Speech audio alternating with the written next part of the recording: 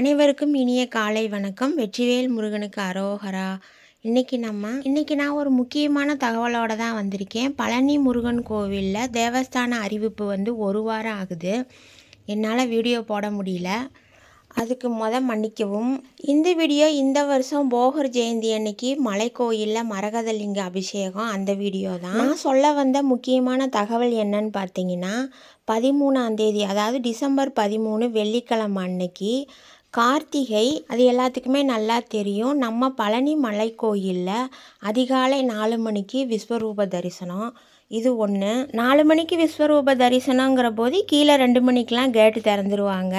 ரெண்டாவது தகவல் என்னன்னு பார்த்தீங்கன்னா, டெய்லி 5:30 மணிக்கு நடக்கிற சாயரட்சை அன்னைக்கு சாயந்தரம் 4 மணிக்கே முடிஞ்சிருது. மூணாவது தகவல், சாயங்காலம் 6 மணிக்கு மலைக்கோயிலில் திருக்கார்த்திகை தீபம் ஏற்றுவாங்க. அதுக்கப்புறம் தான் நாங்கள் பழனியில் மக்கள் எல்லாம் வீட்டில் தீபம் வைப்போம். அன்னைக்கு சொக்கப்பனை கொளுத்துறது அப்படிங்கிற நிகழ்வும் நடக்கும். நாலாவது தகவல், அன்னைக்கு மத்தியானம் 2 மணிக்கு மேலே பக்தர்கள் மலையேற அனுமதிக்கப்பட மாட்டார்கள்.